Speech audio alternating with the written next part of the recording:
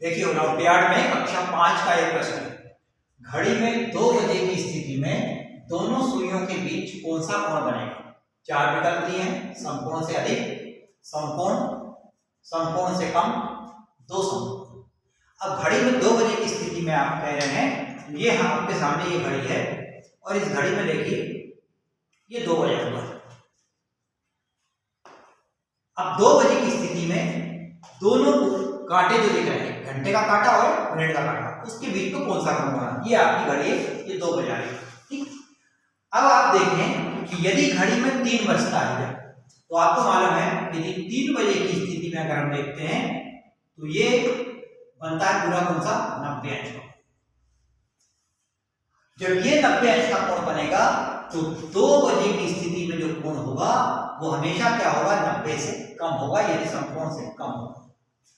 इसको आप ऐसे समझ सकते हैं कि यदि समकोण कब बनेगा? जब 3 बजेगा तब समकोण बनेगा। जब 6 बज जाएगा तो ये 2 समकोण बन जाएंगे। जब 9 बज जाएगा तो ये 3 समकोण बन जाएंगे और जब पूरा एक चक्कर हो जाएगा तो ये 4 समकोण हो जाएंगे। इस प्रकार से हम कहते हैं कि घड़ी के केंद्र पर इनके द्वारा अंतरित कोण कितना होता है? हमेशा 360 अंश। और ये 360 अंश जब 12 से विभाजित होता है, क्योंकि 1 2 3 4 से लेकर 12 तक, यानी ये घड़ी की काठी 12 से शुरू करेगा और ये पूरा घूम के जब वापस 12 पे आता है तो 360 अंश का कोण केंद्र पर अंतरित होता है।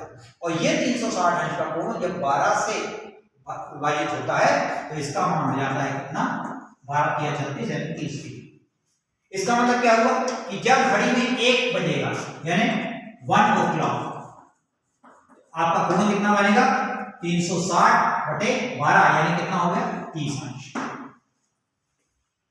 अब 2 बजे है, इसका मतलब क्या हुआ? यदि 2 बजे का है तो 2 × 30 मतलब कितना अंश होगा? 60 अंश। जब 3 बजेगा घड़ी में तो 3 × 30 यानी कितना होगा? 90 अंश। इस प्रकार से कोण चलते चले जाएंगे। तो 2 बजे की स्थिति में यह कोण कितना बन रहा है? 30 और 30 कितना होगा? 60। अब 60 अंश कोण क्या होगा? समकोण से अधिक नहीं हो सकता, समकोण नहीं हो सकता, समकोण से कम, यानी 60 अंश 90 अंश से कम है। तो हमारा सी वाला उत्तर जो होगा वो सही होगा, यानी 2 सुइयों के बीच में 2 बजे की स्थिति में कोण कौन सा बनेगा? समकोण से